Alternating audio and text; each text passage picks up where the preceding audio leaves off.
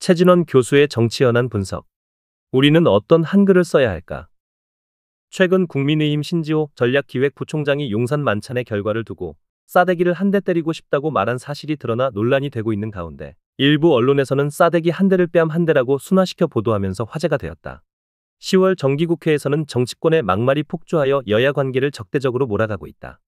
김건희 여사 특검, 이재명 대표의 선거법 위반 위증교사 재판, 윤석열 대통령 탄핵 등의 이슈를 놓고 여야의 증오 정치와 언어폭력은 분수령을 맞을 것으로 보인다. 철학자 하이데거는 언어는 존재의 집이라고 정의했다. 그것은 인간은 언어를 통해 자신의 존재를 드러내는 존재란 의미이다. 그 사람이 내뱉는 혐오와 증오의 언어를 보면 그 사람의 존재가 형편없이 저질이라는 것을 암시한다. 가는 말이 고와야 오는 말도 좋고 그렇게 말하고 소통하는 사람이 진짜 시민이다. 언어는 말하는 사람의 모든 것을 드러낸다. 말은 정치에 있어 실존 그 자체이다. 왜냐하면 정치는 타인과 함께 말로 공감하고 토론하고 행동하는 것이기 때문이다. 한국 정치를 선도해온 삼김씨는 언어를 탁월하게 사용하여 정치를 이끌었다. 군사정권에 의해 가택에 연금된 YS 김영삼은 달게 모가지를 비틀어도 새벽은 온다고 말하며 목숨을 건 단식투쟁을 이어갔다. 결국 민주화의 새벽을 연 단초가 됐다. 중앙정보부에 의해 대한의 혓바다에 수장될 뻔한 DJ 김대중은 행동하는 양심을 좌우명으로 하면서 서생의 문제의식에서 벗어나 상인의 감각을 키우라고 586에게 당부했다. 정치는 허업이라고 통찰한 JP 김종필은 낭만의 정치를 보여주며 정면승부 대신 자의반 타의반이라는 유연한 비켜서기 전술을 남겼다. 삼김식 언어가 바로 삼김시대의 정치를 이끌었다. 10월 9일은 한글날 578돌이었다. 한글날은 어떤 날인가? 세종대왕이 우리 고유의 문자, 이 세상에서 가장 배우기 쉽고 소통하기 쉬운 한글을 창제하여 세상에 펴낸 날을 기념하는 날이다. 세종의 애민정신으로 탄생한 한글의 의미를 기리기 위한 국경일이다. 한글날을 맞아 세종의 애민정신을 되새기면서 민생을 챙기는 정치인의 언어가 보다 품격 있는 자세로 소통과 공감대를 넓히도록 노력하는 계기로 삼아야 할 것이다. 정치권이 혐오와 증오의 막말로 국민들을 실망시키고 국격을 떨어뜨리는 행태를 멈춰야 할 것이다. 우리나라 말이 중국과 달라 중국 문자와는 서로 통하지 않으므로 어리석은 백성들이 말하고자 하는 것이 있어도 제 뜻을 펴지 못하는 사람이 많다. 내가 이를 딱하게 여겨 새로 28자를 만들었다. 이처럼 한글은 세종대왕의 애민정신을 엿볼 수 있는 우리 글자이다. 일찍이 고대 정치 철학자인 아리스토텔레스는 정치학이라는 저서에서 인간은 다른 동물과 달리 언어와 이성의 사용을 통해 서로 의사소통을 하면서 가족과 마을 공동체를 넘어 국가를 만들고 그 국가 속에 있을 때 비로소 인간이 인간다워진다는 의미에서 인간은 정치적 동물이라고 강조한 바 있다. 아리스토텔레스의 정치적 동물의 의미를 정치적 언어 행위와 연결시킨 정치학자 한나 아렌트는 언어와 행위를 인간의 정치적 삶의 핵심 요소로 보았다. 한나 아렌트는 처지가 다른 여러 사람들이 함께 말하고 행위하는 것에서 정치적인 것과 공동 권력이 탄생했다고 보면서 정치는 언어를 매개로 한 다양한 의견들이 공론장을 형성할 때 등장한다고 보았다.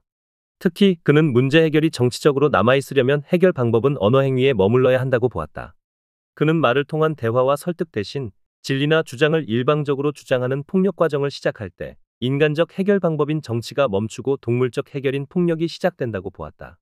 그리고 아렌트는 예루살렘의 아이히만이라는 책에서 수백만 명의 유대인을 가스실에 몰아서 죽인 아이히만에게는 악의 평범성이 있는데 그것은 그가 처지가 다른 사람들의 고통을 모르는 공감 능력 부족에 따라 생각하고 말하고 행동하는데 무능력했기 때문이라고 진단했다.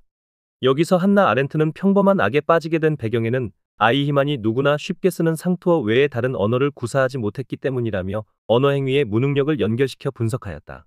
그녀는 또 인간의 조건에서 정치인이 종교인이나 철학자가 쓰는 절대적 언어를 사용할 때 악행에 빠진다고 했다. 그녀에 의하면 종교와 철학의 언어는 근본적으로 인간을 단수로 다룬다. 이런 시각에서는 모든 인간은 개별적 차이를 떠나서 하나의 보편적 인간, 신 앞에 호명되는 단일한 인간이 된다. 이렇게 종교 철학적 언어에서 나타나는 단수의 인간은 어떠한 차별도 뛰어넘는 인간 존엄성의 근원이 되기도 하지만 동시에 처지가 다른 다양한 인간들이 겪는 다양한 처지와 차이를 감춰서 갈등 조정을 처리하기에 한계가 있는 언어이기도 하다. 이에 비해 정치 언어는 본질적으로 여러 복수의 인간을 상정한다. 그래서 인간 사이의 의견과 이해관계가 다르기 때문에 발생하는 차이와 갈등을 조율하는 데 편리하다. 그래서 한나 아렌트는 정치가 복수의 인간을 전제로 한 의견 표현이 아니라 종교와 철학의 언어를 빌려 단수의 진리를 독점하려고 할 때 폭력이 발생한다고 지적한다. 우리는 지난 수천 년 동안 우리 글자가 없어 어쩔 수 없이 중국 한자를 썼다.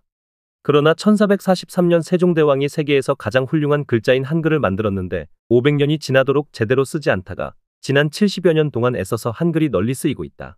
하지만 아직도 전문 영역과 공정 영역에서는 한글을 제대로 쓰지 못하고 있는 형편이다. 법제처는 2006년부터 알기 쉬운 법령 만들기를 추진하거나 2020년까지 일본식 용어 정비사업 추진을 통해 법 조항에 잔재해 있는 어려운 한자어와 일본식 용어를 개선하기 위해 노력해왔다. 2021년 6월 15일에 국어기본법이 개정되면서 2022년부터 문화체육관광부는 공문서 등을 평가하고 결과를 공개하고 있다. 국립국어원은 국어기본법에 따라 2022년부터 45개 정부 부처 청위원회를 대상으로 공공언어 사용 평가를 시행하고 있다. 공공언어는 국민의 건강과 안전, 재산과 복지, 권리와 의무, 기회와 분배 등을 좌우하는 공적 정보를 다루는 언어이므로 일반 국민이 알아듣기 쉬워야 하는 것이 상식이다. 공공언어가 어려우면 정책 집행의 효율도 떨어진다. 특히 외국어 단어를 남용하면 외국어 능력이 떨어지는 국민에게 정보의 벽을 쌓는 꼴이 된다. 외국어 용어 때문에 공적 소통에서 좌절을 경험한 국민이라면 공론장에 참여하는 일을 꺼릴 것이며 이는 민주주의의 약화로 이어진다. 즉, 국민의 알 권리를 보장하고 건강한 공론장 문화를 꽃피우기 위해서는 알기 쉬운 공공언어를 사용하는 것이 마땅하다. 그렇다면 우리 정치권과 공직자들은 한글 창제에서 드러낸 세종의 애민정신을 구현하기 위해서는 어떻게 해야 할까? 우선 정치인과 공직자들이 혐오와 증오를 부추기는 언어폭력보다는 의견 언어와 공공언어를 사용하는 데 솔선수범하고 앞장서야 할 것이다. 더 칼럼니스트